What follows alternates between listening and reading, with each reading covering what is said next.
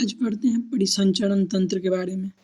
परिसंचरण तंत्र या सर्कुलेटरी सिस्टम, इसके अंतर्गत ब्लड आते हैं, रक्त समूह आता है, रक्तवाहिकाएं आती हैं, हृदय आता है और उसके विकार आते हैं। तो रक्त क्या है? तो रक्त एक तरल संयोजी उत्तक है जिसको हीमेट कहते हैं। हीमेट रक्त को कहते हैं। हीमेटोलॉजी रक्त विज्ञान के अध्ययन को कहते हैं। संरचना क्या है? तो 55% प्लाज्मा होता है, 45% कोशिका होता है, मतलब आरबीसी। आरबीसी क्या होता है?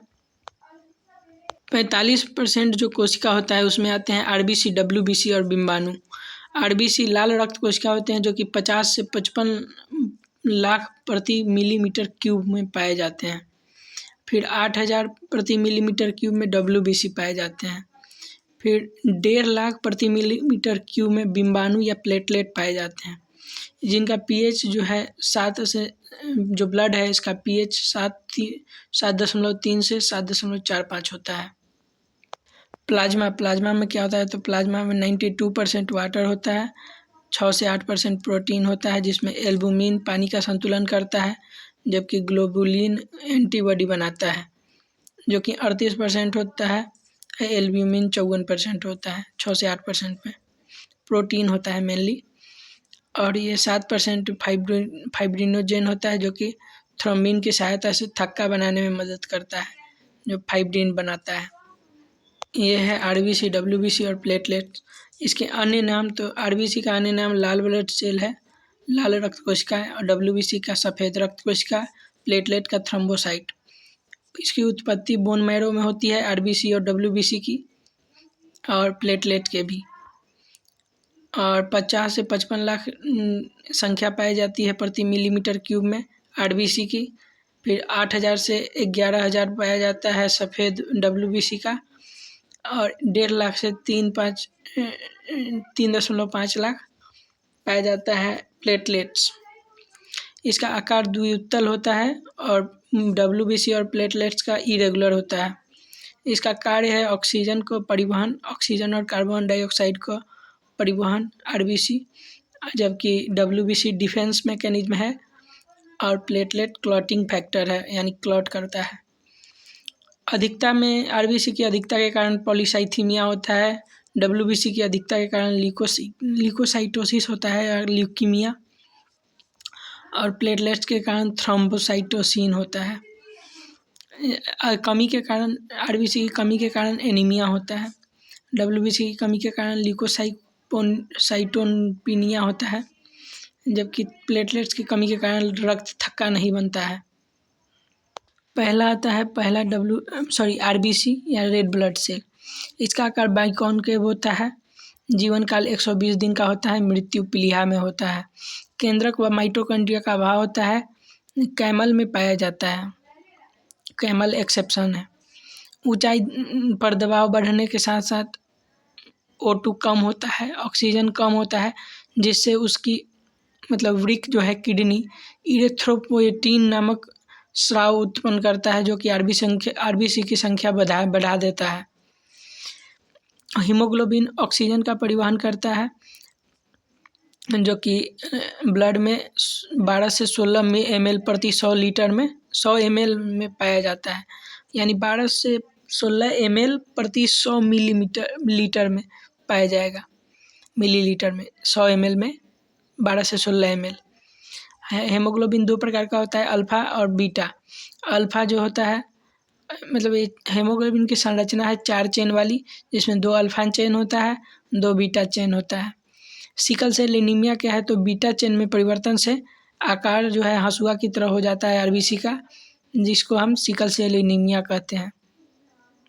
ब्लू बेबी सिंड्रोम क्या है? ब्लू बेबी सिंड्रोम में मिथी हेमोग्लोबिन मीनिया इसको कहते हैं, क्योंकि इसमें पानी में नाइट्रेट की अधिकता के कारण नाइट्रेट व हीमोग्लोबिन मिलकर नीला रंग का मीथीमोग्लोबिन बनाते हैं, जिससे बच्चा का व्यक्ति का नीला शरीर हो जाता है, इसको कहते हैं ब्लू बेबी सिंड्रोम या मिथीमोग्लोबिनिया। डब्ल्यूबीसी क्या है? तो श्वेत रक्त कणिकाएं डब्ल्यूबीसी कहलाती हैं, जो कि 5 प्रकार के होते हैं। ग्रेनुलोसाइट यानी दानेदार होता है, जिसमें बेसोफिल, एसिनोफिल और न्यूट्रोफिल पाया जाता है। जो अग्रेनुअल या अदानेदार होते हैं उसमें मोनोसाइट और लिम्फोसाइट होता है।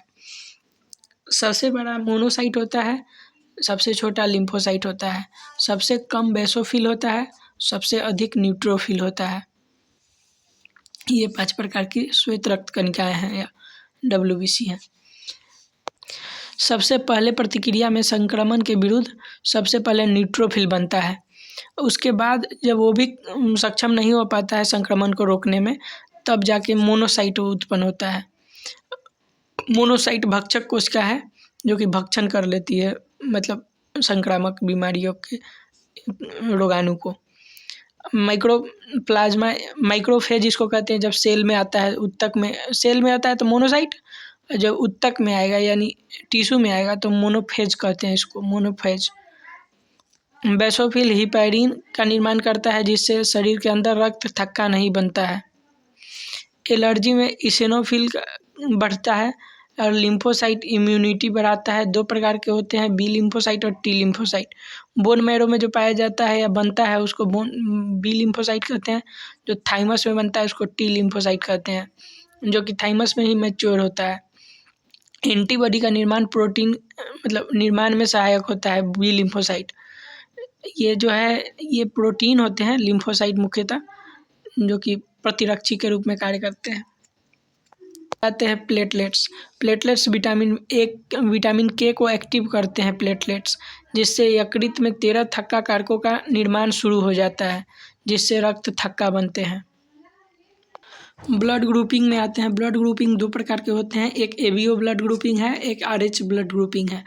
दोनों कार्ले लैंडस्टीनर ने दिया था। कार्ले लैंडस्टीनर एक साइंटिस्ट हैं जो कि RH ब्लड ग्रुप को देने में भी हेल्प किए थे और एबीओ ब्लड ग्रुप के मतलब प्रक्रिया को बताने में हेल्प किए थे। एबीओ 2 एंटीजन प्रतिजन होते हैं, जो कि A और B प्रतिजन होते हैं या एंटीजन होते हैं, और एंटीबॉडी A और एंटीबॉडी B होते हैं। जो भी प्रतिजन होते हैं, जो भी ब्लड ग्रुप होगा, एंटीजन जो भी होगा वो ब्लड ग्रुप के समान होगा। एंटीजन ब्लड ग्रुप के समान होगा और एंटीबॉडी ब्लड ग्रुप के विपरीत में होता है। जैसे कि मान लीजिए A ब्लड ग्रुप है तो इसमें A एंटीजन पाया जाएगा, जबकि एंटीबॉडी B पाया जाएगा। ऐसे ही AB ब्लड ग्रुप है तो A एंटीजन पाया जाएगा, B एंटीजन पाया जाएगा, और दोनों एंटीजन पाए जाते हैं, इसलिए इसमें कोई एंटीबॉडी नहीं पाया जाएगा। बी ब्लड ग्रुप में B एंटीजन होता है, इसलिए इसमें A एंटीबॉडी पाया जाएगा।